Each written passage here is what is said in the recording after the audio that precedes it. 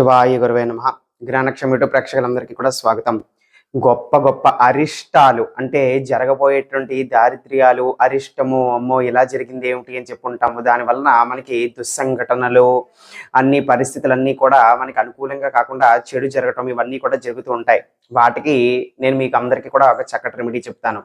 ఉదయం పూట మీరు లేవంగానే స్నానం పూర్తయిపోయిన తర్వాత నుంచి ఎవ్వరితోని కూడా మాట్లాడకుండా మీ యొక్క పూజా మందిరంలోకి వెళ్ళి నించునైనా కూర్చునైనా ఏ విధంగానైనా సరే కావచ్చు, నేను చెప్పబోయేటువంటి మంత్రాన్ని ఒక్క 11 సార్లు జపం చేసుకుంటూ ఉండండి. అది శ్రీకృష్ణుడి యొక్క మంత్రము. ఆ విధంగా చేసుకున్నట్లయితే సర్వ అరిష్టాలు, దారిద్ర్యాలు ఎంతటివైనా సరే తప్పకుండా తొలగిపోతాయి. మంత్రశాస్త్రంలో చెప్పబడినటువంటి సర్వ అరిష్టములు తొలగించేటువంటి శ్రీకృష్ణ మంత్రం ఇది. మంత్రం తెలియజేస్తున్నాను, వినండి. ఓం నమో భగవతే తస్మై కృష్ణాయ కుంఠవే దశే సర్వవ్యాధి వినాశాయ ప్రభో మామృతం కృధి. మళ్ళీ చెప్తున్నాను. ఓం నమో భగవతే తస్మై కృష్ణాయ కుంఠవే దశే సర్వవ్యాధి వినాశాయ ప్రభో మామృతం కృధి. విన్నారు కదా?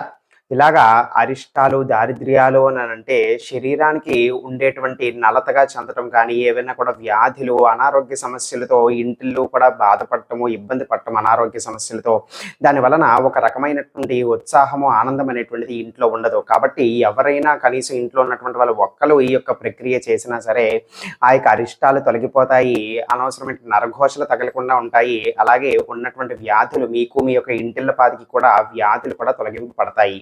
ఈ యొక్క మంత్రము మరింత శక్తివంతంగా తయారు చేసుకుని, అంటే మరింత శక్తివంతంగా దీన్ని ప్రయోజనం అనేటువంటిది పొందేటువంటి పద్ధతి ఇంకోటి ఉంది.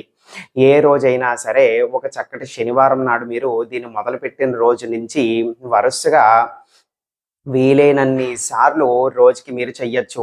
116 సార్లు కానీ, లేకపోతే 1016 సార్లు కానీ, ఈ విధంగా రోజుకి ఎంత చేయగలిగితే అలాగా. ఆ విధంగా 52,000 సార్లు ఈ యొక్క మంత్ర జపాన్ని పూర్తి చేసి, తర్వాత 5200 సార్లు శుద్ధమైనటువంటి ఆవు నేతితో ఈ యొక్క మంత్రాన్ని వాడి హోమం అనేటువంటిది జరిపించుకున్నట్లయితే గనుక మీరు చేసుకోగలిగితే చేసుకోవచ్చు. లేదు అని అంటే ఎవరితోనైనా కూడా చేయించవచ్చు, చేయగలిగినటువంటి వాళ్ళతో. ఈ విధంగా హోమం జరిపించినట్లయితే అటువంటి వాడికి సర్వ ఐశ్వర్యవృద్ధి కలుగుతుంది, సర్వ కార్యములు కూడా సిద్ధిస్తాయి, అన్ని కార్యాల్లోని కూడా విజయం సంపాదిస్తాడు, సమాజంలో మంచి పేరు ప్రఖ్యాతులు, కీర్తి కూడా తనకి తప్పకుండా లభిస్తుంది.